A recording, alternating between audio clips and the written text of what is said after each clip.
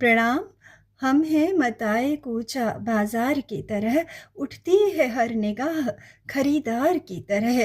अब देखिए, हमने इन पंक्तियों के साथ ही आज आप सब से बात करने के लिए इसलिए ठानी है क्योंकि महान भारत को केवल केवल बाजार मार्केट समझ मुनाफा कमाने की ही दूसरे देशों और अपने ही देश के कुछ व्यापारियों की मंशा ही आज आप सब के सामने लानी है।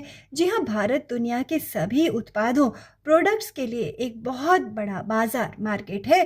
फिर 35 वर्ष से कम युवाओं यूथ्स का आज केवल भारत में ही विशद विशद भंडार है। तो इसीलिए हमारे अपने देसी नुस्खों को गलत साबित कर आज ये मल्टीनेशनल्स हमें इतना शुगर, सॉल्ट, पामोलिन और भी कई तरह के प्रतिबंधित केमिकल्स खिलाने या इस्तेमाल कराने में लगी हैं कि हमें ही क्या आपके टूथपेस्ट में नमक है का स्लोगन दे हमारी ही देश नुस्खों को अपनाने में लगी हैं। आप सब याद करें, हमारी दादी दादा नाना जी सभी नीम के दातुन के साथ फिटकरी, नमक, हल्दी से दांतों को साफ किया करते थे। फिर मोटे मोटे गन्नों की परत को वो उन दांतों से पल में ही उगाड़ दिया करते थे। पर आज आप और हम एक अखरोट तक नहीं तोड़ पाते हैं। मैगी, मैदा, चॉकलेट, केक्स, पेस्ट्रीज खा खा कर अपना डाइजेस्टिव सिस्टम ही हम सड़ा डालते हैं।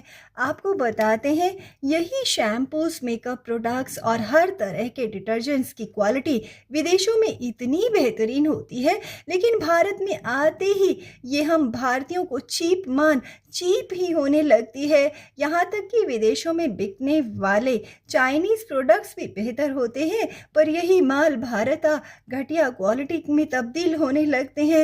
अब ऐसा क्यों हो रहा है, ये तो आप भारत के मानक ब्यूरो से पूछें। क्या विदेशों से आने वाले या फिर यहाँ एमएनसीज द्वारा बनाए जाने वाले प्रोडक्ट्स की कड़ी जांच है वो करते? शायद नहीं। तभी तो हम और हमारे बच्चे ग्लोबलाइजेशन के मकड़जाल में फंस कर रह गए हैं।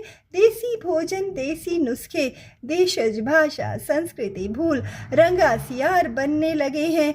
ये कंपनीज लोग भारत को एक बाजार की तरह ही समझते हैं। अपने प्रोडक्ट्स की गुणवत्ता को भारत में भी स्टैंडर्डाइज रखने के बारे में ये बिल्कुल भी नहीं सोचते हैं।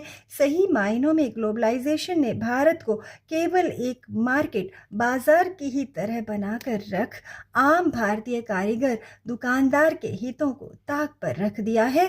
भारत आज एमएनसीज और विदेशी धन्ना सेठों के लिए बाजार मार्केट ही बनकर रह गया है।